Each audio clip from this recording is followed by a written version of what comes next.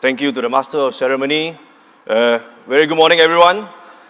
Participants who are present here and as well as participants online. I certainly hope that you are enjoying yourself. I'm very excited myself to be here on this auspicious event, the eNED 2020. I was told this is the first time that this National Export Day is held online.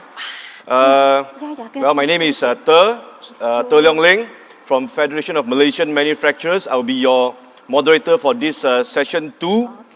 Well, this morning I was here myself participating and listening to a very interesting session entitled Transforming Crisis into Opportunities. Well, I was talking to Datuk Wan just now. So this morning session was more on the macro level, on the policy levels. Yeah, but now our session 2 entitled Facilitating Malaysian SMEs For Exports. So taking center stage during this session is a component of Malaysian economy which contributes 38.9% last year to our GDP, 17.9% of total export, 66.2% of total employment, making up 98.5% of business establishments in Malaysia. So no prize for guessing who is this culprit. SME. Yeah, SME. So throughout these sessions, together with our panelists, we will talk more on the language on the ground, more on SME issues, the day-to-day SME issues. So we have our 4 great panelists here together with us. So what we'll do is that we'll focus on why SME need to go global, why SME need to export, the challenges faced by SMEs in their export journey, as well as various programs by MATRADE to facilitate SMEs for exports. Well, the panelists here today will share with us on the experience that they have encountered, their experience in the export journey, the challenges faced, and their advice for Malaysian SMEs. But to start the ball rolling, please allow me to share with you some insights on Malaysian SME exports. Well, just now I mentioned that 98.5% of our business establishments are SMEs. Yeah, we have about 1 million SMEs in Malaysia. But yet, the contribution of SMEs to Malaysian export is just like 17%. That's still relatively low. There's still a big gap, big room for growth for Malaysian SMEs to export. So, but why is it so? Why is it at this level? So we can look at various factors. We can look at some of the reasons are lack of knowledge on market access. SMEs, some of them are maybe I would say too complacent with the local market that they have with them. And there's also a readiness issue that a lot of SMEs are not fully ready. Of course, we know the MATRADE has a lot of programs, done a lot of things, but still the awareness on the ground, that has a lot of room for improvement. So due to technological advancement in digital world, globalization taking shape faster than ever. So to remain relevant, SME have to export. When you come to export, I always think of the sky is the limit. Yeah, the sky is the limit. In order to grow big, of course, during the initial stage of SME, is a business cycle. SME, when company is set up at the initial stage of building out the foundation, there are a lot of other issues that SMEs have to take care, like having a strong local market, strong finance background, governance issue, production issue. But as the business grows, at a certain point, SMEs, in order to grow big, need to look at export. Have to look at export to tap into this big market. Yeah, so there's a much bigger market out there for SMEs to grow the business. So SMEs cannot remain local forever, cannot be complacent. When it comes to export, the sky is the limit. Of course, MATRADE is there. We all know MATRADE is there as an agency to help SMEs grow and develop export market. Even during these times of COVID-19 pandemic, we know that MATRADE has various programs to leverage on digital channels to help SMEs to engage with customers through digital channels. Some of the programs are like My Export. But I don't want to be the spoiler. I believe that the next few days, the next 2 to 3 days, MATRADE officers will do a better job in presenting these programs to the SMEs better than me. So let's stay tuned to the following day's program. Well, I shall not talk too much. I will let the panelists do the rest of the talking, but not just yet.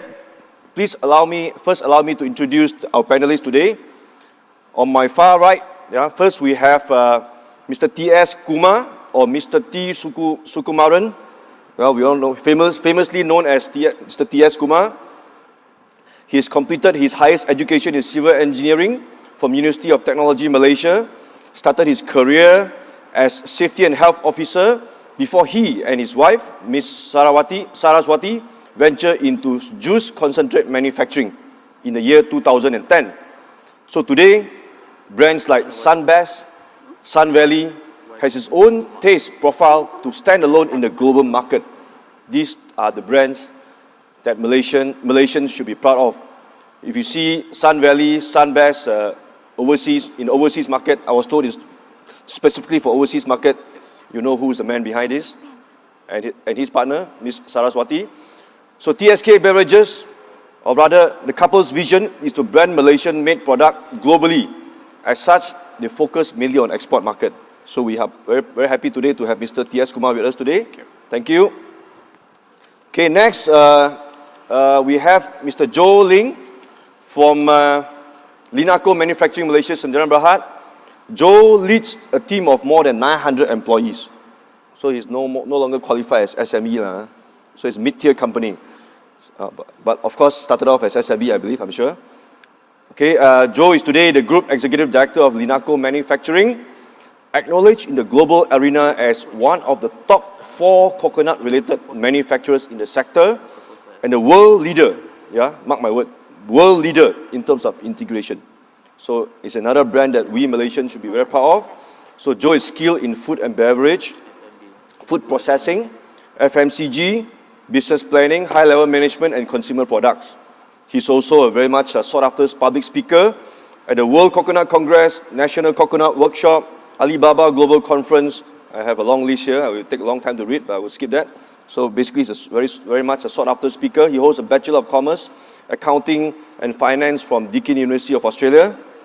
Well, Linaco, if you go to the supermarket today, you may see Kowa coconut water. So you know now you know where it comes from Linaco. Thanks to Joe. Okay, glad to have Joe here with us today. And next we have Mr. Muhammad Shamir. Very interesting technology coming from Mr. Muhammad Shamir's company, Syngas Sdn Bhd. So Mr. Muhammad Shamir is the Director and Chief Operating Officer since 2017.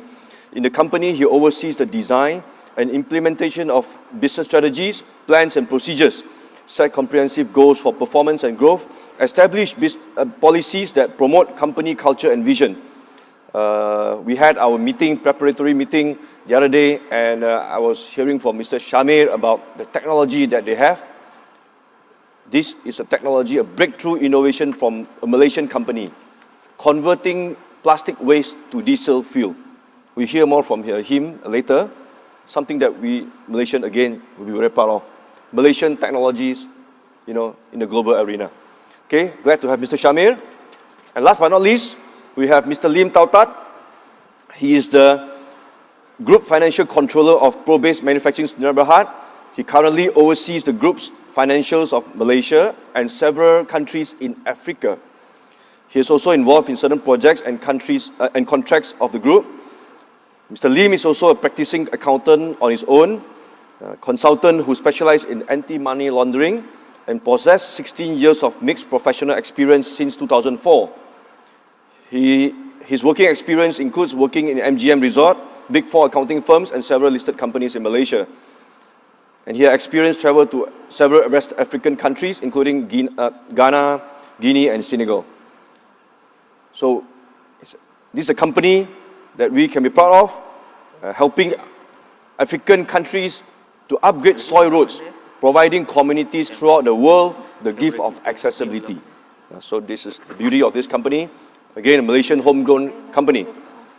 So what we do now is that I'll invite each speakers to share with us on areas like why SMEs should export, and also share with us on the experience, the challenges that they face throughout the export journey, how have they benefited from MATRADE's programs, and which programs they have participated or they have benefited from. And in terms of two very popular MATRADE program, namely the MDG. What is the opinion of the new enhancement of MDG during this COVID-19? And if they are involved in or participated in SEF, any potential projects secured overseas, and also finally the advice for Malaysian SMEs who wish to venture overseas. So these are the issues that they will touch on, and after that we will go into Q&A by the participants online. Okay, so without further ado, I would like to first invite Mr. T.S. Kumar to give your sharing, please. Thank you, Engineer Ter. Very good morning to all of you. It's my pleasure to be here today to share our success story in line with today's talk, facilitating Malaysian SME for export. First and foremost, allow me to brief you about my company. TSK Beverages Malaysian SME Berhad is a juice manufacturing company located in Klang, and we are ASAP and Halal Jakim certified. Very early days, we started this manufacturing only for marketing Bangladesh market, that was only focusing on flavored cordial. Along the way, we enhanced our formulation and we embarked into fruit juice, natural fruit juice concentrate, which required dilution before drink. I think you guys know those days in the school time we used to have this dilution drink. Okay, for some reason from the day one we decided to do export. So we created two house brands, that is Sun Valley and Sunbest. These two brands has 10 flavors and mango being our flagship. Sunbest and Sun Valley, as our moderator says, it has own taste profile and stand by itself. Okay. But to differentiate these both brands, what we did, we packed in a plastic bottle, 340 ml to 2 liter, and been exported to Mauritius, Reunion, Fiji, and Seychelles. As for Sun Valley, we packed in a glass bottle, 840 ml, and it carry Arabic text, and we really focusing for Middle East market, naming mainly Iraq, Qatar, and Bahrain. See, we became MATRADE member since 2010. Ever since then, we have taken part in various, trade fairs, exhibition organized by MATRADE, such as Gulf Food in Dubai, Anuga in Germany, Sahel in Paris. We also had a chance to be on board with MATRADE, with trade mission to Australia, Fiji, Kazakhstan, Qatar. Having said that, we find exhibiting in overseas exhibition is the right platform for us to meet foreign buyers. So it's not possible for a single company like us to go abroad and look for buyers. So I think taking with MATRADE is one of the right platform for us to do for SMEs like us. I think with my experience with MATRADE, normally each company gets about 3 consecutive years to participate in each exhibition in overseas. So I think that there is a reason for them to do that, and I totally agree to that. That should to allow a company at least to have 3 consecutive years. Reason me saying this is because when I was first time exhibiting in Gulf Food, a buyer from Iraq came by and was looking at our product, and then what happened, he came back again then the following year. He said the same story what he told us the first year, and he only concluded the first order. Till now he's one of the best customer on the 3rd year. Reason being is, for him, he wants to secure, to ensure that this company is not overnight company. So they ensure that they are there and will be servicing them in the longer term. So in this part, I think MATRADE has played a good role on giving us that opportunity. I mean, again, like as everybody facing, this year is the pandemic year. It's not a good year to start off. So we are just floating with some exports this time. At this juncture, I would like to thank MATRADE for introducing a new grant, this logistic and sea freight subsidizing program. I think, honestly speaking, this grant is something really matter for us. Reason being is for case like Qatar at current rate, if you are exporting to Qatar during the summer, for F&B industries, only they prefer it to be loaded on the reefer container. And the cost is not as cheap as these normal GP containers are.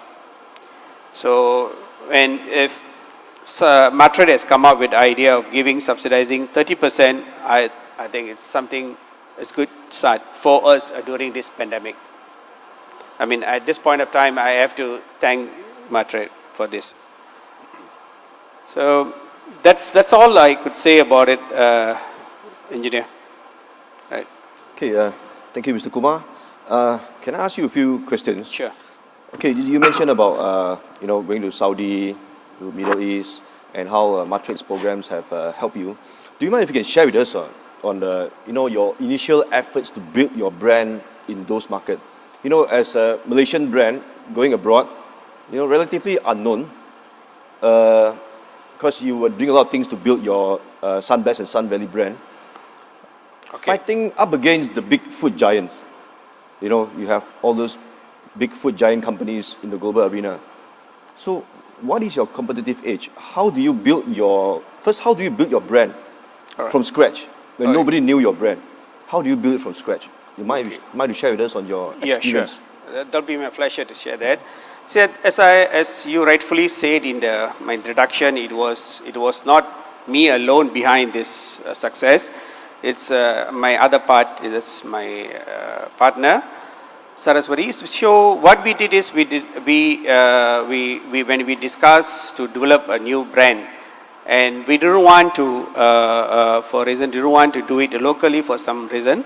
So we created a brand and we wanted to do a kind of export. So when we became a member, when we given a chance to exhibit in Gulfood, that was the first exhibition for us in Gulfood way back in 2011. So when we exhibiting the product, and our buyer from Mauritius came by and he says, okay, he likes the brand and he wanted to introduce in Mauritius. Okay, we'll say, okay, we were quite interested to take up the offer. Then when the product went to Mauritius, it was displayed in the product. So we have to do some kind of promotion like, is this a new brand in the market? So we did like promotion, like they buy normal standard size is 850 ml and they will get extra 150 ml. So that is, then along that we also did wet sampling, where we make in the supermarket, people will do the tasting, and then after that they like the bottle. So along this we did billboard advertisement, promotion in TV and in radio, with help of our importer in Middle East, in Mauritius. For case in Iraq especially, what we did is from the beginning, when the buyer was keen on the brand, we gave them on AMP discount. So I said, we deliver the baby to you, you take up from there. So he enjoy an AMP discount and he does all the necessary advertisement and promotion. Sorry, can I know about A&B? A&P, advertisement and promotion. Sorry, all right. Yeah, so basically that will be one of the costs is when we do costing is added in. So in that case, we gave him that discount, advertisement promotion cost, and he takes up the baby from there and he does the promotion. Once our brand was already established in Iraq, and today we are doing 2 private brands for Iraq market, 2 different customer. We cannot do the same brand because we already engaged with existing customers, so we are doing with the what do you call that, OEM. So branding wise, at time that we did do part of it, like giving them promotion and A&P discount. Okay. So yeah. Okay, thank you, Mr. Kumar. Actually, I have more questions, but I think I will save it for the Q&A sessions later. Sure. Okay, in the interest of time now, we will move on to the next panelists. So, Joe, the floor is yours now. Yeah, thanks, Mr. Ter, for introducing and lifting us up so much. I think it's an overstatement to say that we are a world leader. We hope to be leading the business of coconuts, but definitely one day we should be there as a world leader. Not to deny that over the years we have also seen ourselves being one of the biggest integrator for coconut companies. Instead of just doing a single product, we have also been doing a lot of other different products in different SKUs. I think that's very important. Sorry, don't mind, I just do a bit of commercial for the company first. Yeah. So, and at the same time, we are also a business of doing a lot of sauces. So Linaco basically focuses on food ingredients, anything to do with food. As long as we can find a synergy to it, then we will try to work on that.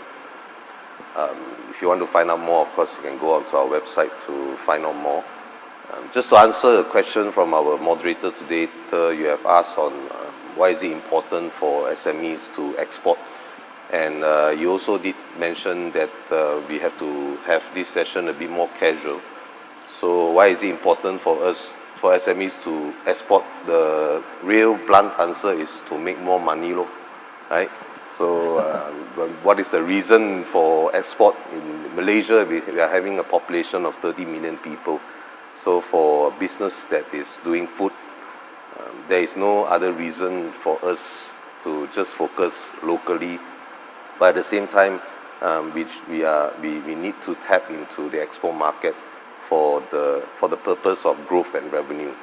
And of course, at the same time, because export overseas have a lot of certification and a lot of restrictions and a lot of different standards that as a Malaysian context, we are able to learn from there. And from there, we are able to enhance our quality standards. In terms of MATRADE being an agency, how do we, over the years, grow and tap on the advantage and the strength of MATRADE? I think MATRADE coming as an agency to help SMEs, we are, of course, what you have mentioned, we are no longer SME today, but the journey of growing together with someone like MATRADE is very important because they have been in the overseas international market for a long time. They are able to provide SMEs and businesses with a platform for us to get our network. It's not only for that purpose into the overseas market, but also locally when we are able to tag along with other manufacturers or other business partners. That's where we gain strength and grow together with others. So there's a lot of synergy when you look into the platform that MATRADE has provided. Over the years, what have we benefited through MATRADE? As a food business, most of the time, in fact, all of the time, the advantage that we get from MATRADE will be exhibition support, the grants for exhibitions, and at the same time, when you are traveling and you are participating with the presence of MATRADE, that is where they are also able to get a lot of network locally, because you need the people, the local people, to share with you what are the opportunities in that market. I think some years ago we were doing one exhibition in Poland, and most of us here, you never thought of doing a food exhibition in Poland. So we went there without MATRADE. MATRADE was not participating in that. But the interesting thing was that the commissioner over there saw us, the Malaysian commissioner saw us and said that, hey, this is a market that I can do some network for you, and through MATRADE we can try to pull some strings for you. So I thought that is what that is only the tip of the iceberg of what MATRADE can do, and being a country like Poland, so there's many other countries that we are able to look at with the help of MATRADE. So the why do we need to export? Because if we don't do that, slowly we are going to be cannibalized by the other manufacturers. And what are the challenges for us over the years when we're exporting? When you enter into a new market, you are like a schoolboy. You have no idea how do you want to list the product, what is the price range, what are the challenges along the supply chain. So without having someone to help you, you are more or less doomed, or the chances of you hitting the wall is going to be very high. So I think whether or not today you are finding a partner overseas to assist you with it, or you are looking for a local partner, or you're looking for an agency like MATRADE, that is one of the ways to get yourself quick into the export market. Any other questions for me? You just go on with sharing. Once you finish your sharing, then.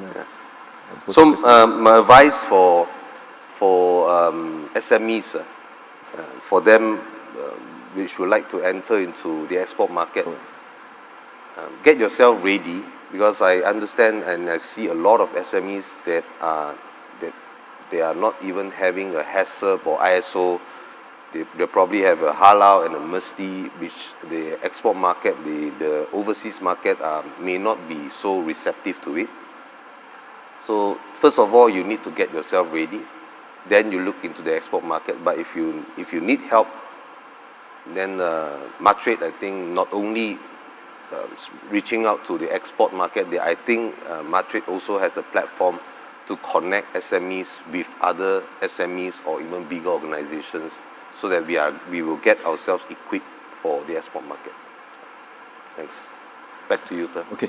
Now, Joe, your product is a food-based product, food product. So I think it's a very regulated product where certification is very important. Different country, they have the different requirement. So initially, when you started exporting, did you face problem with certification? I think this is one of the issues that SMEs face when they want to market their products overseas. They worry about certification, market acceptance, whether the market can accept the product. How do they go about doing this certification? Is there any help by the MATRADE in this area? Can you talk to us more about certification? Certification till today is still a challenge for many businesses.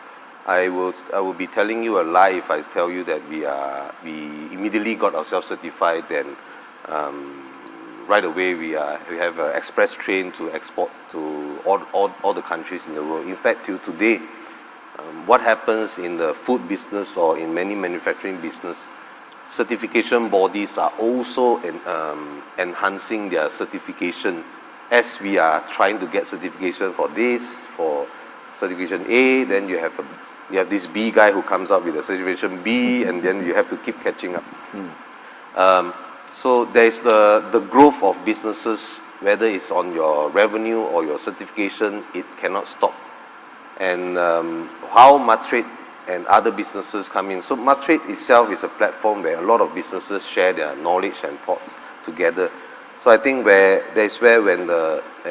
you are lost or you don't have an idea what to do, reach out to someone like MATRADE, and then from there you can get yourself in touch with what they know or who they know, and probably from there then you will be able to find out more. Okay, thank you. Okay, I have one more question. I think I can't help but to ask this question because this is everywhere now. People are talking about COVID-19. COVID-19. Businesses are crying. Business, experiencing downturn, slowing down during the COVID crisis. So, with regards to COVID-19, can you share with us on how COVID-19 has changed the way you do your export business, number one? and whether your business has come up or actually come up or came down during this crisis. And lastly, I would like to ask about, people are talking about countries getting more and more, people are reversing globalization. Instead of going globalization now because of this COVID-19, economies, countries are more protective towards their local industries, and this may actually have an adverse impact on export. Is it true? What is your opinion? COVID-19 it has helped us actually for food ingredients like us, coconuts and sauces, soya sauce or herbs and spices, those products that we do, because as you know, there's a lot of panic buying, number one. Secondly, there's also, I think the whole community for a period of time were cooking at home, and there's a lot of these ingredients being used. So in fact, as we are speaking now, we are way behind fulfilling the vacuum that has been created in the market. I think, if I'm not mistaken, we are probably about 2 months behind supplying to those customers. But in terms of the COVID-19, when you look at overseas market, now export, at the same time when you are diversifying your business into different segments, we need to also take note that we have to export not only to one country, but like what our group today is doing, we are exporting to close to 40 countries around the world. So when in January, February, when China shut down, we actually had some problems because no shipments can be done over there. A lot of our customers cancelled the orders. So then you can plan your shifting of your volumes or your production to other markets. And similarly, when a country like China opened back up, they start to get orders to come in. That is where we are entering it again. So even by exporting, you need to diversify. And your question about globalization, I think you may not like this. It's a very standard FAQ. There needs to be a balance of local and export market. Now, how to do it is easier said than done. Okay. For us, we are having approximately 50-50. We have 50% of a local market and a 50% of export market. So you are not about to do, you don't want yourself to be doing 100% export, because you need your local market to sustain. We have over the years have this thought that one day, if you have an embargo with a certain country, Malaysia, with like India or whatnot, then you are stuck. So we don't want to get ourselves into that problem. So exporting and domestic market has to have a balance, and exporting to countries, you also need to have a balance on so that you are not dependent too much on a certain country or even a region. So it's a way of spreading and managing the risk. Of course, easier said than done, because that's where you need to tap on the strength of agencies or other businesses. Okay, thanks Joe for your insightful sharing. Okay, we'll now move on to Mr. Muhammad Shamir. Please, the floor is yours. Thank you very much, Engineer Chair. Bismillahirrahmanirrahim. Assalamualaikum to everyone, and a very good morning to everyone watching us here today. We are truly honored to be invited here to share our journey with everyone. Firstly, we are a recycling company actually. When you hear recycling, it sounds like a very common business that you can watch everywhere. But what our specialty is, we are first in the world to be able to convert plastic waste into diesel fuel. We started off as an R&D company 6 years back, where we developed the technology from scratch, inventing new ways to cater the problem of plastic around the world. So once we have completed our R&D, we moved to the machine into a containerized system, where you can feed in plastic waste and it can be turned into a diesel fuel. Normally when you talk about plastic, everyone says, oh, everyone is recycling, especially the bottles and whatever you can see physically. But what you don't see is the plastic bags and all the other consumer products is called as end-of-life plastic, which is just just dumped into the landfill and left over there for years and years, and you don't know, might be 50 years just be lying down there. So what is our technology is we are converting all those plastics that are not being recycled by the normal recyclers. So that is the difference compared to other recyclers. So when we started doing this here in Terengganu, from the landfill we take the plastic and convert, and we try to move further, but due to some obstacles here we couldn't move further, like the prices of oil and such. So that's when we went to MATRADE. We went to MATRADE and we told them, we discussed with them that we want to take our technology out of Malaysia to around the world, because this plastic problem that everyone is talking about is not only in Malaysia, it's in every corner of the world, from India, Bangladesh to Europe, UK, America, everywhere. Everyone is talking, not only in the land, in fact even in the ocean there's a lot of plastics lying around.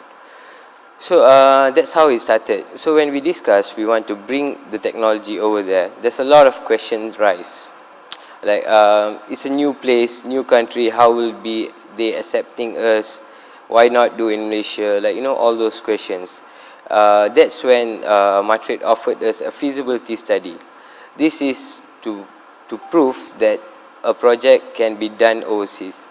For example, like when you go to overseas, there's a lot of new things, like new laws, a lot of parameters that you have to cover. So this was the purpose of our feasibility study. So we went through a lot of meetings with MATRADE, and they assisted us to do a feasibility study in Republic of Ireland.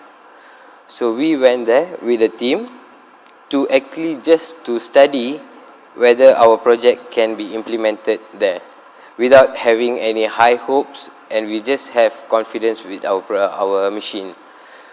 So when we went there, you know, at the beginning a lot of obstacles. Some people were discouraging us, but MATRADE was always on our side to just ask us to do our best. So we went there, we met with a lot of recyclers, a lot of big companies, and when we introduced them to our technology, when we present our technology, more than they are surprised, we were surprised, because they were so positive towards our technology. The response and the receptions of our technology was very high. In fact, when we propose to one person, that person bring us to another person, and it just moves on like that until we got invited by one of the biggest oil and gas company in Europe. We presented to them as well. They were really surprised, and they couldn't believe how could this happen. And you know, they said, why not the white man? You know, why a Malaysian, Asian company can do this, and why not they? So that's then we completed our study and all. We came back, we submitted the report and all. Everyone was very happy, but that's when, after that, only things started to change. Those people who met us in Europe, they came down all the way to Terengganu just to see to believe. You know, when we presented there, we couldn't bring our technology over there, because our machine is almost 60 foot long. It's 3 container size, so it's not easy to bring over our technology and show them. But we managed to convince them with all the calculation and how does this technology work, what is the idea behind it. So as soon as we came back, they came right to Terengganu to witness by themselves of the technology. So they came, discussed, we tested and all. That's when we managed to sign with them in Terengganu itself, with one of the largest oil and gas company. So after we signed with them, news started to spread, and our local oil and gas company started to approach us. And now we are in talking terms with a local company to even register a new patent for our company as well. So throughout this process, MATRADE gave us a lot of help. They really facilitated us all throughout the way. Like we had the support of SEF, Service Export Fund. which they partially supported our feasibility studies course. This really is a turning point in our company or in our technology, where now we not only have the first patent in the world to convert plastic waste into diesel fuel, but we are also registering, we are in talking terms, we are discussing on registering a few other patents together with our collaborators. So, Is that all? yeah. Any questions? Okay, Okay. asking as an engineer, I'm Okay. an engineer myself. Okay. So you are talking about a production line Yeah. that your input is plastic Yes. and output is diesel. Yes, correct. Just to The confirm. output is up to Euro 5 quality. Wow. Diesel. And you're talking about any kind of plastic? Okay, like I said earlier, we ignored the most common plastic. For example, you can see our plastic bottles here. This is called PET bottles. These are the most common plastics you can see. And everyone collects it because it has a market price. It can be recycled. It's easy to recycle. But like I said, we are focusing on the end-of-life plastic, which cannot be recycled anymore. For example, the most common one is the plastic bags. Like everyone uses plastic every day, but like shampoo bottles, all those unused, the one lying in the landfill, that is our target actually. That are the plastics, and even from the industrial plastic factories where they have a lot of plastic waste, that plastic waste can't be remanufactured again. So all those plastic bags is turned into almost 90%. When you put almost 1 ton of plastic, you can get 900 plus liters for every ton of plastic waste, clean plastic waste. Wow, that's truly amazing. So you see, actually Malaysian SMEs, we do have a lot of potential. Malaysian, turning- yeah, we have a lot of potential, just that it's not coming out from the people. Through the help of MATRADE and other government facilities, we are able to bring this out to the eyes of the world. Without having our feasibility study in Ireland, I don't think so we could have reached to the ears of many people over there. So turning plastic waste into diesel, that really sounds like a major breakthrough technologies. I want to go back to your statement about why not coming out from the white man's country. Usually people will expect these kind of technologies to come from advanced countries. So is the world ready to accept Malaysian innovations? What is your view? At the beginning, this was a very common question for us. Every time we present to the local authorities or local companies, the first question they ask, where is this technology from? Is it US or Germany? Where is it from? We said, it's our own technology. We R&D, we did the R&D, we patent it, we developed it. So at the beginning, they were quite curious, like, is it true, or like, can Malaysians really do this? The acceptance is still not up to the level that we expect, but it's different when you move out from here, especially with the support of MATRADE, where you are recognized as a representative for Malaysia, So when you go there, when you tell them, it's different. White man's response is different. They think like, oh, this is marvelous, this is amazing. That's what made them to come following us back right away to Terengganu. They never heard of Terengganu in their life. It's the first time they came to KL directly to Terengganu just to see our machine, and we managed to sign a contract with them. They flew back to their country, and now we are talking terms with them almost every week. Since the pandemic, it's quite difficult. We couldn't proceed as we planned. It's just a little bit delay, but we are still communicating through online. We had video call. We have regular meetings every week. We're still following up and looking for things to get better soon, and we can start our collaboration with them soon. So Mr. Charmaine, now you have a heavy responsibility on your shoulder. You have to fly the Malaysian innovation flag in the global arena. Yeah. All the best to you. Thank you so much. Thank you. Okay, now over to Mr. Lim. Your turn. Okay, thank you, Mr. Ter. All right. Also, thank you, MATRADE, for having ProBase here today. So, ProBase, we are a company that is in this soil root business. we are one of the grant recipient of a MATRADE. So let me share a little bit about MATRADE grant with the fellow participants. Okay, so MATRADE actually they have a few grants. First, let me talk a little bit about MDG grant. So MDG grants since this year 2020, okay, upgraded. It used to be 200,000 per company for the lifetime, but now is up to 300,000. So during this COVID period, this money actually also include those of your freight expenses to export Malaysian products overseas. You can claim from MATRADE under this MDG grant. Okay, so MATRADE also, if you are a larger company, MATRADE also have this SEF, Service Export Fund, for service company. So the limit is higher, so it's up to 3 million, 50% of 3 million. But these two grants, they are for private limited company, Sdn Bhd. So if you are like smaller enterprises, they are also like SME digitalization grants.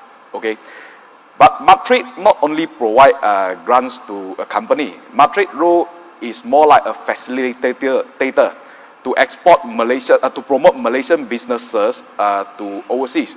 So when we talk about export, so ProBase, we are a road company, but we are not only building roads. We are producing our own technology, our know-how, these chemicals to do soil stabilization, to build roads to overseas market. So ProBase actually started a relationship with MATRADE through trade mission and also through exhibition to nearer countries like Southeast Asian country. So now we are actually active in Africa. Okay, so how we actually ended up in Africa, there are quite some story behind. So let's come back to Malaysia. So in Malaysia, so if you are going out, maybe you just get your mobile phone, you can order a Grab. So in like a KL area, we have MRT, LRT. Then, but in countries like Africa, they have roads, but it's only soil roads. They have very limited paved roads, so it's less than 3%. ProBase is a company that is already 21 years in this industry. For the first 12 years, we actually focus on plantation, estates, and some of the rural roads. But for the last 8 years, we are very active in African markets. Because when we are talking about export, we want to bring our country, Malaysian, good thing to other countries, especially countries that are in need of roads. So roads to our children in Malaysia is something that is already available and something that we think we take for granted. But in certain rural areas in Malaysia also, and also in our target market of Africa, so roads in rainy season is muddy. So in dry season is dusty. So it's our company mission to make roads throughout the world no longer dusty and muddy. But we have a unique proposition to focus on this Africa market for now. So we actually went to a few countries with MATRADE to Africa. So MATRADE is like our facilitator, opening up a door for a company like us, ProBase, because ProBase, we are infrastructure company. So our customer are like the governments. So to meet the governments, so we are like a small Malaysian SME. So if we were to write to any government of the world, or maybe we go direct to the government, we are not strong enough. But if we get it through MATRADE, so MATRADE is like our maybe nanny, but it's better than our nanny. Because MATRADE actually provide not only bringing Malaysian business to overseas, but MATRADE also help us in doing the reception for our overseas guests. And during a trip with MATRADE to Senegal, MATRADE asked ProBase, who do you want to meet up with and who do you want to speak to? So we say we want to speak to the Ministry of Public Works. So MATRADE make that arrangement. So with this, then a contract and project company like us, we can eliminate a lot of like middlemen and agents in between. So to meet a minister of a country, we don't have to pay a lot of like facilitation fee or meet up with all the wrong guys. So we go straight to the right person. And in ProBase, we not only promoting Malaysian products overseas, we also bring good Malaysian culture to countries like Africa to show our care for all these countries. Because root access is important, especially to for countries with a lot of poor peoples. Because Africa, they are rich and the poor. The rich are very rich. But there are a lot of poor people. So some people, when talking about Africa, maybe the mindset is like Africa is not a safe country. But coming back to our Malaysian context, so internet is something very popular in Malaysia. Africa also got internet. But the thing is, not all Africans can afford a mobile phone. So when we talk about the children's nowadays, so they learn a lot of things online and so on. But in African, some of the people, their mind is very pure.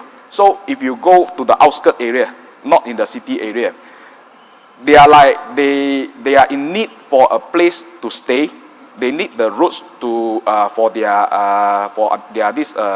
harvest products, all these things to export overseas also. So they have good products sometimes, but some of these products cannot go out of their hometown, their area to the international market.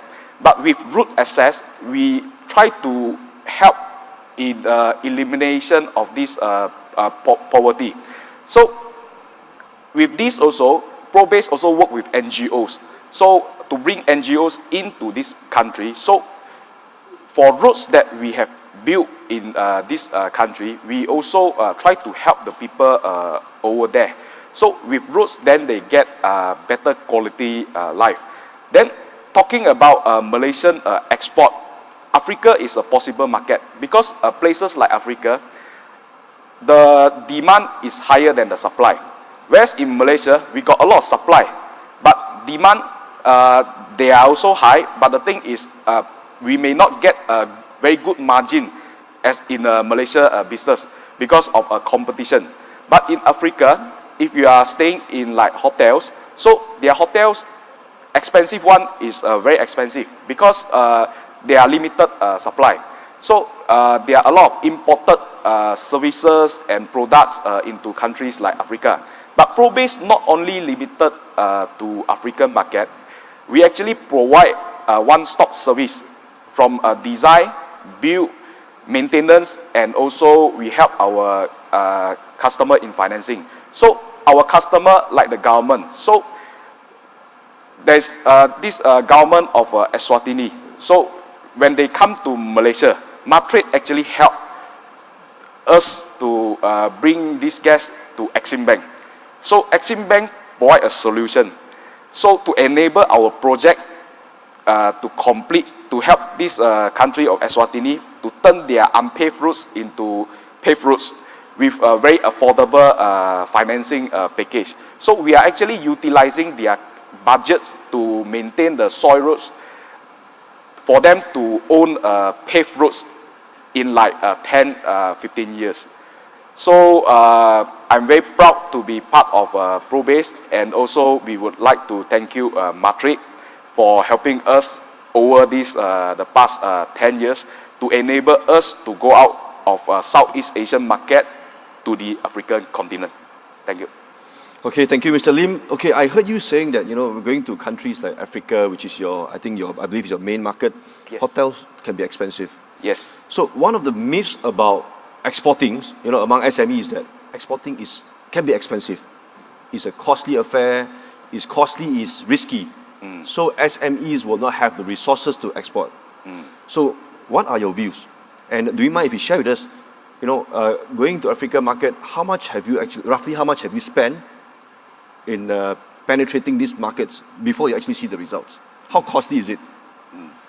Okay,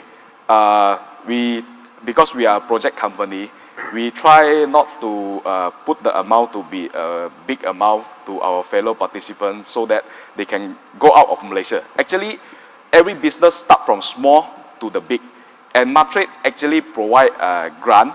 Even you stay in hotel and rental of office, all this, MATRADE actually can subsidize up to 50%. So, of course, we depend on the business need. Like roads, we can build 200 kilometer roads, we can build 2,000 kilometer roads, but we also can start with like 20 kilometers. So for all these countries that we have no experience in, my advice to our fellow participants is we start small in the country first. We don't aim something that is too big. So for example, exporting products to countries, to other countries. So maybe we can try with 1 or 2 containers first before we actually go into high volume. Then also to understand the local laws and requirements and try to be in compliance with the local countries' laws to avoid any bad names on Malaysians. So because MATRADE bring us to like Africa. So if we have got any problem, so the guy in Africa may come back to MATRADE, hey, how come your Malaysian company not good? So we try to bring a good name and good culture of Malaysia to other countries. So that's very interesting there. Not just selling Malaysian products, but also spreading Malaysian culture, Malaysian good values. Right. Okay, that's another aspect of looking at export. Okay, thank you very much. I think we have heard from all the 4 panelists. Okay, we'll leave the rest of the sharings to the Q&A. But before that, at this juncture, I'd like to introduce 2 very important representatives from MATRADE. Okay, first we have Puan Marina Yusof, Senior Manager for Market Development Unit. Please welcome Puan Marina Yusof. And then secondly, we have Mr. Muhammad Hafiz Abdul Jalil, Senior Manager for Services Development Unit, Transformation and Digital Trade Division. So both these representatives from MATRADE, Puan Marina specialized in MDG. I believe there will be a lot of questions coming up from the participants on MDG, a very popular program for MATRADE. And Encik Hafiz specialized in Service Export Fund, SEF, for the services company. Okay, so they are here to assist us to answer any questions from the participants with regards to MATRADE programs. And of course, now I think we start to open up to the participants online. If you have any questions, please post your questions in the Q&A box at the bottom. The questions will be answered specifically by any of the speakers, whether it is from our corporate speakers, corporate panelists, or MATRADE representatives. Okay, so now we are ready to take questions. Okay, we have the first question from the participants from Cik Ahmad Musa for Mr. T.S. Kumar. Why we decided to go into juice for international market? I believe it means why did you decide to go into juice market? International. For international market, sorry. Yeah, thank you, Encik Ahmad Musa, for the question. As I said in earlier itself, for some reason we don't want to do local, and we thought of doing it abroad. Okay, with the expertise and knowledge that we had, we decided to do the juice concentrate, which is require some standard. So we find that it will be a good market in abroad rather than do it locally. So that was one of the reason. Secondly, for company like SME like us, when we started with very minimum investment, so we didn't want to hold our stock as stock become liability. So as and when there's order received from abroad, we will make the container and we send it across. So if you're doing locally, we need to have logistic. You need to have a lot of issues to be addressed. So for a beginning, I and my partner decided not to go into that headache. So we decided to do only for international. I hope that answers you, Encik Ahmad. Okay, thank you. So your Sun Valley and Sun Best are brands specifically for the overseas market? Yes, yeah. Both different profiles and mainly for export. Okay. Yeah. But you have never actually gone into local market. Have you ever, the business cycle normally for a lot of companies are first local market, build up the local market, establish local markets before going export. But for yours, it's a bit of a reverse. Yeah. It's very difficult for me to answer this. The reason is, you see, and from the day one when we decided to do this concentrate juices, so we made it a point that let's go globally. As I said, we don't want to take so much of headache doing in local because of logistic issues. So we are small. We started out with very small. Today we started up with like 50,000 liter annually, but today we have doing about 5 times fold of that. So of course, if it's some effort, maybe we can do better in local, but I don't know. I and my party decided not to take that much of headache at this point of time. Yeah. So you are being very humble by saying you are small, but you're aiming for the sky. So it's a very good example Thank for you, the local engineer. SMEs. I wish so. Yeah. Thank you for that comment. Mr. Shamir, you want to add on, because I think your business also quite similar in terms of establishing overseas first, before establishing your local market. You want to add on to these questions? Like I said earlier, we started in Malaysia first. We actually we started in Malaysia more to like a pilot plant where we can display and share this technology so that we can, our target was to put our machine in every landfill. So the landfill can be self-sustained, where this plastic can be turned into diesel, and this diesel can be used in a circular economy where it's a full system. So the reason we have to go abroad was a few factors at the time. Firstly, it was because of economically. It's better price. For example, the diesel that we produce is Euro 5 quality, where here the prices, the local Malaysian prices quite cheap for petrol and diesel. Whereas in overseas, in Ireland, we will be paid premium price for the Euro 5 quality diesel, which is also because it's recycled and it's environmental friendly. We have carbon credit for it. So their mentality is they're willing to pay additional for something that is greener. That's one thing. Besides that, we want to get an international exposure, where we've been invited actually by many people overseas to implement our project in overseas. So we want to know what are the parameters that we have to foresee before we entering into a market that is not beyond our reach. This is what the target that we put in was really huge compared to at the place that we were standing that time. We were really small and we were not even recognized by the locals. So that's why we want to prove ourselves internationally.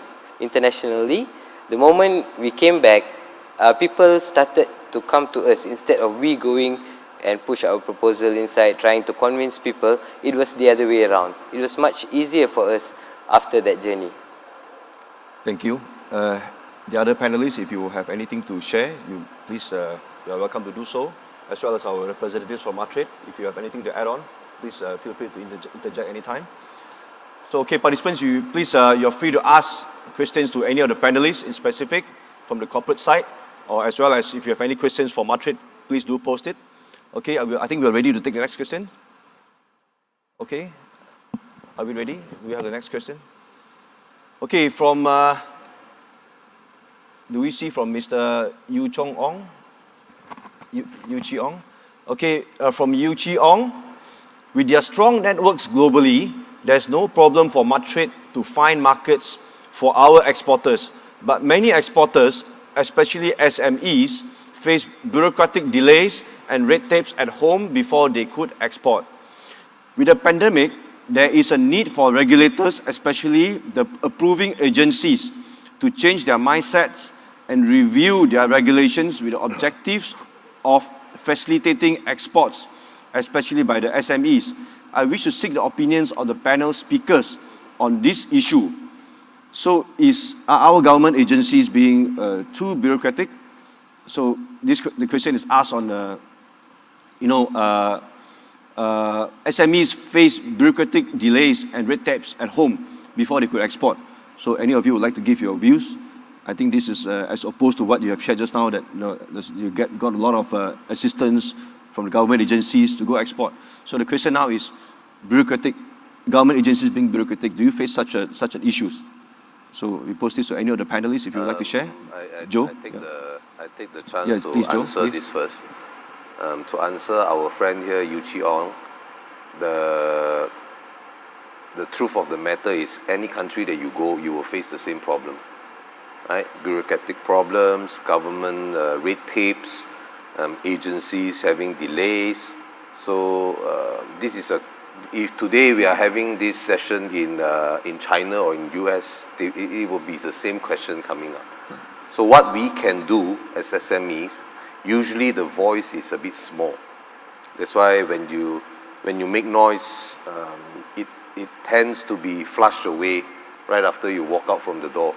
That is where participation into associations or sessions like this, register yourself with different chamber of commerce or even at this point like someone like FMM, then you can have a combined strength where your voice gets to be heard, because sometimes on the other side of the fence, where the agencies or the people working at their side, they also see businesses being a pain in the ass, because any small issue, sometimes, I'm not saying all the time, sometimes businesses themselves are ignorant on solving a problem and always want to put it up to the agencies, thinking that it is the agency's job, it is so it is chicken and egg, and it happens for both ends. So that is why I encourage the SMEs or any businesses to join hands with someone like MATRADE or any association, so that you can compare notes, and at least if everyone or a big group of people are facing the same problem, at least the voice gets a bit louder. So, and then your requests or your problems are being heard in that sense. We also being no longer SME, we also face a lot of these issues every year in, year out. But then the thing here is, if we don't come together, for example, let's take a coconut business per se. Usually for the businesses that are in the same industry, you don't like to come together because you have a lot of competition and all. But then over the years, when we are trying to get a lot of approvals and some other challenges that we face, we realize that coming together is where the strength is. And your biggest enemy is not between manufacturers. Your biggest enemy is actually the market. Challenges overseas, where you have so many other coconut industry in Southeast Asia. So that is where I say come together, and then you will find yourself stronger. Okay, thank you, Joe. Yeah, so joining association is one of the ways on how you can interact more closely with the government agencies like MATRADE. Actually, sharing from my own experience, I'm from FMM, Federation of Malaysian Manufacturers. FMM, we represent the manufacturers. We're the voice of the Malaysian manufacturers. We have 10,000 members. So we have various kind of engagement sessions with the agencies like MATRADE. Whole year round, you name it, from January to December. A lot of dialogues with the MATRADE, for example, on how to help SMEs to grow the export business. A lot of dialogues, a lot of trade delegations, especially before COVID, of course, pre-COVID, trade delegations participating in exhibitions together, countless. There's so many, I can't just mention all of them, so many programs. I think it's more of a matter of perception, of government agency being bureaucratic. Actually, on reality, from my own experience, I do not feel so. Experiencing our own experience of dealing with a lot of government agencies, MATRADE, MIDA, I frankly don't feel that. So we do encourage a lot of our SMEs to please do, as what Joe said, join trade associations. You can join FMM, you can join Chamber of Commerce, there's so many. Yeah, so come as one voice, to effectively have dialogue with the government agencies, so that we can move towards the common objectives together. Thank you. Any of the panelists would like to share anything to add on? Or also from the MATRADE side, if you have anything to add? Okay. Okay, or else we shall move on to the next question. I appreciate if the staff, the support staff could, enlarge the screen, because I really can't see it from here. From anonymous attendee for Mr. Shamir, how do you come up with such idea? How do you start? How do you come up with such idea? Do you refer to something such as a mentor or through brainstorming? How did the idea come up? And on what degree do you feel those ideas are workable? Finally, how do you outsource, promote the products? Okay. Shamir. Firstly, when we started with this idea, people were saying that we were crazy because it's something not doable. That's fully negative, whatever that we received, comments or ideas, all was negative. But we evolved slowly by slowly. Initially, for plastic, the only solution that we have in the world today is only you can dump it in the landfill or you burn it. That's the most common thing that's been done. There's no other solution. There are other ways you can turn it into oil, but it doesn't have value. When something doesn't have value, people are not interested. You must be able to turn it around. At the same time, you must also be able to make money. That's when it gets interesting. So initially, it was not up to our expectation, but we did a lot of R&D, a lot of research, a lot of testing. You know, initially our machine was not containerized; it was an open space. Then we got ideas, we containerize it. Then we actually we have guided from IR Adan, our founder. He was the main idea behind this. So when it evolved, eventually after a lot of brainstorming, it worked. When it worked, it also needed a lot of fine-tuning. That's when our catalyst was also awarded one of the best catalysts in Malaysia. And we received many local awards previously before it came to a final unit that we have now. Okay, another part of the question was how do we promote it? The promotion is more to the technology itself. We don't have to say much, but when you say you can convert plastic into diesel, everyone will start to look, is this for real? How do they do it? And you know, all those questions get answered when they look into the technology and how is the process. There are cheaper process available in the world, like they call it pyrolysis, but it is totally different from what we do. Our diesel fuel is from the output we can straight feed into transport. So that's where we stand out. Yeah, I hope I answered the question. Okay, I want to ask you a question, Mr. Chame, on this. You're talking about R&D. Yeah. SMEs generally don't spend too much on R&D. I think it's a fact on the ground that R&D is expensive. So you mentioned about you guys coming up with this, did your own research, coming up with the ideas. Did you collaborate with any of the research institutions along the way, or was it totally entire in-house R&D? We were doing in-house R&D, but we did receive a lot of assistance from the local governments, local university. So we can't actually claim it's fully ours. We call it a Malaysian brand. Malaysian, without the help of the Malaysian institution and Malaysian governments, we couldn't have did it alone with us. So we bringing the Malaysian brand actually. We're representing Malaysia for this technology. And at this moment, I'd like to thank MATRADE for trusting in our young talents, because we are a group of young people who are trying to bring this. A lot of people have misunderstanding where they think that all these grants and assistance from the government is only available for the experienced or profit-making companies. This is wrong. Actually, they are willing to help startups and young talents, young graduates. You only think that you have to put in the effort and try. Yeah, thank you. So there you go again, Mr. Shamim, proving that the myth that R&Ds are not for SMEs is wrong. Yeah? Okay, thank you. If there are any more things to add on from the other panelists, please do so. Otherwise, we'll move on to the next question. I think we still have time. We have about 15 minutes. 15 minutes. Okay, from Pirema Marimutu for Puan Marina. So Puan Marina, there you go. MATRADE guideline is only Sdn Bhd company can claim the grant. How about SME like us? Being Sdn Bhd require extra expenditure for SME. So I believe this person who asked the question is probably a sole proprietor or partnership. It is my suggestion that MATRADE open up grant for SMEs such as enterprise so that we can also benefit. Okay, I think this to Puan Marina. Okay, thank you, Arthur. Okay, basically for this market development grant or MDG is to assist our Malaysian SMEs, Trade and Industry Association, Chamber of Commerce, professional bodies and also cooperatives in undertaking their export eligible promotion activities.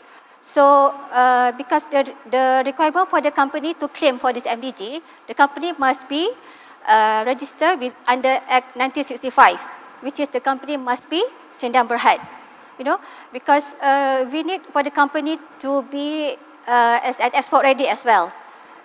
Because we have our guideline that the company need to fill up. So that's why currently the company must be Sdn Bhd. It's not enterprise company is not eligible to claim. That's why, because we have our guidelines that we need to follow. That's why. Okay, we hope that answers your question. All right, thank you. So, shall we take the next question? From Mr. Jason Goh, for Mr. Kumar and Mr. Joe. How do you overcome the logistic challenge to export since the weight of beverage is heavy? Okay, interesting.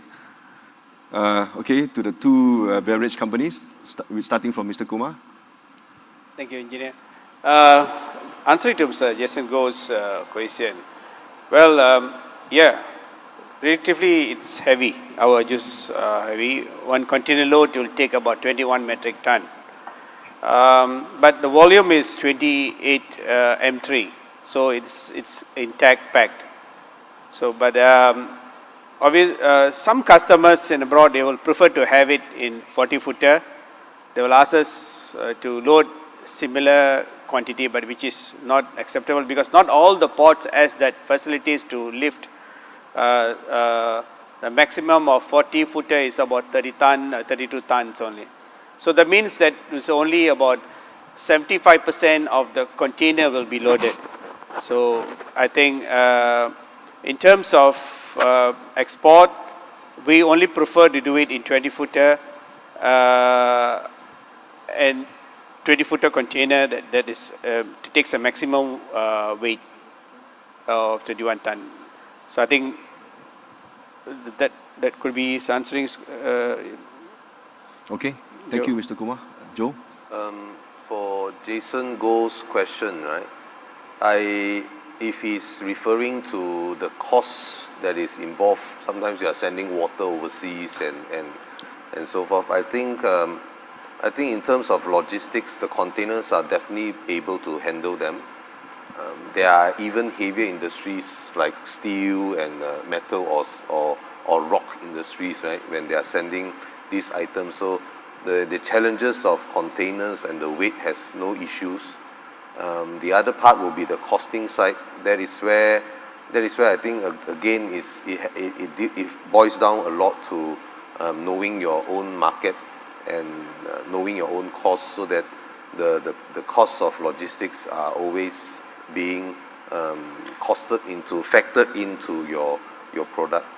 So if the question was referring to the challenges of logistics, sending overseas, I don't see that as a problem. We are doing probably around 300 to 400 TEUs a month by just sending beverage, coconut milk and coconut water overseas. So that should not be a problem. In fact, as when you are working on food and beverage, your volume increases, and that is where you also have a little bit negotiation chips for bringing forwarding and haulage and freight costs to come down. That's my answer. Thank you. Okay, Thank you, Joe. We hope that answers your question, Mr. Jason Goh. Okay, let's take the next question from Chua Lee Sing for Mr. Lim from Pobase. I'm Chua from GOTT Sdn Bhd, which provide TVET education equipment. We plan to trade our products to Africa. Is there any advice? How should our company start our business in Africa? How to start exporting to Africa? Okay. First, Africa is a big continent. So to fly from the east to the west, it takes about 8 hours in flight. So it's actually a lot bigger than Malaysia. So Africa is quite unique. It's not like China. China is one country, but there are many provinces. Africa, there are many countries. So there are total about 40 to, there are many countries in Africa. So you have to understand the requirement of all these countries. But because most people started up with a business, usually they set up a company there. But I would suggest maybe you make a trip. But of course now COVID-19, we have a travel restriction. But when it's convenient, maybe you make a trip to the country. You do some feasibility study and market survey of your product first. Who are your target customer? And on this part, you can always talk to MATRADE. When is MATRADE next trade mission to these African countries? And whether the list of the African country that MATRADE is going to visit is your target market or not. Then with that, then maybe you can work with MATRADE. Then MATRADE also can link you to your upstream and downstream. So if you need like supplier or customer in Africa country, and maybe you want to sell to Africa, but your product come from somewhere else, you can also participate with MATRADE trade mission to that other country. That may help to improve your educational equipments that is particularly suitable for African market. For example, now we have e-commerce in Malaysia. So it's like we have products from China, but China, the power plug, the pin is not 3-pin. So there are companies in China actually set up a manufacturing plant in Malaysia just to produce product to market for Malaysia market. So for your education equipment, maybe you have to understand the local market requirements on their educational syllabus or something that is relevant to you. So you may have to customize a bit for the target market. So that is my advice to you. Okay, thank you, Mr. Lim. Yeah, basically reach out to MATRADE is very important. I think this is one important step that you should do, Chua. Reaching out to MATRADE. MATRADE has, my personal experience, similar as what Mr. Lim has shared with us just now. When I tried to penetrate a new market, I went to MATRADE. Yeah, MATRADE actually helped me, list down all my potential customers up to that level, So this is the kind of service that you get from MATRADE. Yeah. Okay, anything to share from MATRADE side? Okay, otherwise, okay, any others sharing from the rest of the panelists? Otherwise, we move to the last and final questions in the interest of time. Yeah, so we take one more questions from Hafiz Ahmad. So we will address these questions to all the panelists. Yeah, so you may take turns to answer. What is your plan to face the challenges of COVID-19? Yeah, back to COVID-19 again. Okay, so I think with regards to export, what are your plans, to face the challenges of COVID-19? Maybe starting from Mr. Kumar. Well, the plan that we are facing currently, it's of course the export has dropped for some reason. Our buyers in abroad has already slowed down on buying, especially in Middle East. But nevertheless, we still keeping in track, communicating with them and giving them all that resources, confirming that we within the time that we can able to supply kind of things. In terms of looking at it, the situation might prolong it for further. So what we are doing, we have to embark into different kind of process. So in our case, what we do, we are not only focusing on beverage. We are going into a bakery line just to substitute our income. So to do our turnover, so we are not going to only depend on one product, that we are going to do something else along. That is, bakery is already in pipeline, and in months to come, we will have that thing to just substitute our company turnover. So that will be our a plan if suppose this COVID-19 were to continue. Okay. Yeah. Thank you, Mr. Kumar. Mr. Joe? Well, it's not only facing the challenges of COVID-19 for Hafiz and also the other participants. Maybe next year you will have COVID-20, COVID-21, 22 and so forth. So we are always looking at planning for what is going to happen, what is the worst that will disrupt your business. I mean, COVID-19 itself is a good reminder, it's a reset for many business planning, where you think that your business is bulletproof, nothing is going to affect your business. Let's look at, we were just talking about a hotel, a friend that owns a hotel, a 5-star hotel in KL Central. Their occupancy was 95% post pre-COVID, and never in their planning of their life that they have planned that their occupancy can be zero for the amount of, for the time. That's where I think diversification of the business is important. We were just playing around with the word. If you look at pandemic, then you should look at plandemic. So you have to plan what is going to happen in the future. Today can be a COVID-19 challenge. Tomorrow, as we were talking with our management, could it be an IT challenge where internet is down for 1 month? What is going to happen to your business? Today is on the virus, a virus on the physical human lives. Tomorrow it may be a virus on our internet system. Are you ready for those sort of challenges? Are you able to still continue, sustain your business if a virus hit you, not your human body, maybe hit your business, or maybe it hits your internet system? How are you going to survive? So always plan for the worst, but pray for the best, and get yourself ready for any disruption. That's why diversification in terms of market segment, countries, and the different products is important.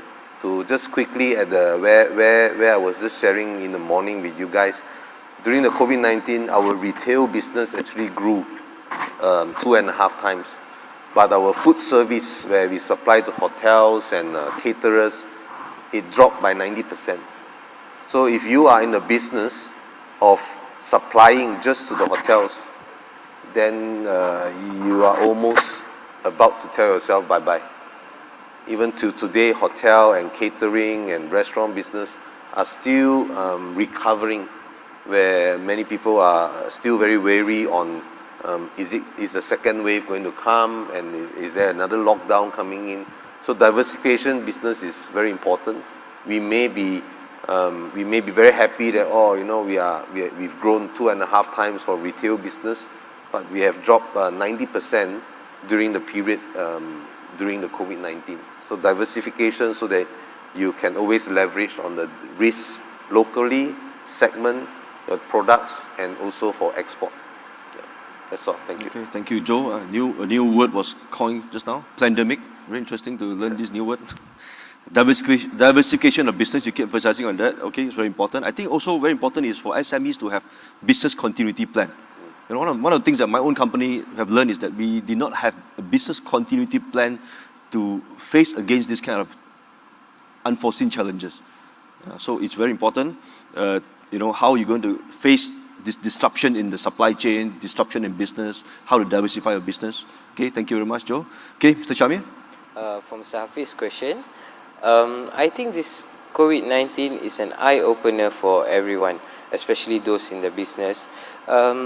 Things like this that would have been never predicted by anyone. But anyhow, we must understand that despite all the situation, business have to go on. I agree with Mr. Joe that we must have diversified in our business. We must have multi-sources, and even though it's pandemic, we can't move around, business must still go on. Only this is like the survival of the fittest. You have to go on despite whatever problem that occurs. So take this pandemic as a challenge and keep going. We might not know what is the upcoming challenges that we're going to go through. So just fight and able to survive is good enough. All right, thank you. Okay, very encouraging for Mr. Shamil. Business must go on, survival of the fittest, keep on going, keep on fighting. Good spirit from a young entrepreneur. Thank you. Mr. Lim? Okay, I think first we have to assess the impact to your business and impact to yourself. Then you have to accept it and work around with it. Then move on, take on action to improve the situation. Because for some people, they are nothing to lose. Because if people like Africa, they don't have much to lose, usually except for their life. So they have to take care of their life. So for people who are making great money, so sustainability is an issue. So my advice is just plan ahead. Plan for next year and what you want to do for the next year and your goals to achieve your goals. That's all. Okay, importance of planning ahead. Thank you, Mr. Lim. So I think we have come to the end of our session this morning. Before we end the session, I'd like to go around to give 1 to 2 minutes time for each of our panelists, including our reps from MATRADE, to give your final remarks. You know, before we end this session, I think starting with the MATRADE representatives. Puan Marina, would you like to say something before we end? Okay, all right. Basically, just want to promote that, those companies who have yet to register with us, please do so, because you can register online. Yeah, because most of our financial assistance, you need to become as our MATRADE member. It's free of charge, and then you can straight away register through our website. Yeah. In terms of market development grant, yes, of course, it is very famous, incentive that provided by MATRADE. We also encourage for all the SMEs to utilize our grant. But of course, you need to follow all the criteria, and the guidelines that we have. So you said that company need to be MATRADE member, must be, SIN number HUD, and then you must fulfill all the criteria that we have. And if you have any inquiries, you can always email to us at mdg@matrade.gov.my, and also you can call us at any time. We are more than happy to assist all of our Malaysian SMEs, because we want all the companies to utilize our grant, but you need to fulfill all the criteria that we have. Okay, so with that note, I thank you so much. All right, I just would like to add on, basically, like what Puan Marina mentioned, that if you would like to utilize our grants or our trade facilitation, you have to be a member of MATRADE. And with regards to the Services Export Fund, the two panelists that we have invited is basically a success story of the grant that we have given to the companies. We have actually more companies that have actually succeed by, benefiting from our grant or our program. So on that note, we would like to encourage more Malaysian service providers to actually apply for the Services Export Fund. Through the grant, we can actually assist in terms of companies to set up their office overseas. We have assisted more than 29 service providers to open up an office overseas. So we encourage more Malaysian service providers to actually apply for the Services Export Fund. And if you have any inquiries or you need more information, you can always contact us. You can email to the Secretariat, the Services Export Fund Secretariat. Our email is sef@matrade.gov.my, or you can always contact us at 036207-7593. We are more than happy to assist any service providers that would like to get more information on MATRADE's program, not only Services Export Fund, MDG. We also have other programs like mid-tier programs, our e-trade, as well as our Bumiputra Women and Youth Exporters Development Program. Thank you very much. Okay, thank you for the sharing from MATRADE representatives. Okay, now we'll go to the panelists for the final remarks. Maybe I'll reverse the sequence, starting from Mr. Lim first. Yes. Okay. Probase is a company that is benefited from MATRADE SEF Fund. So we would like to thank you, MATRADE, for this.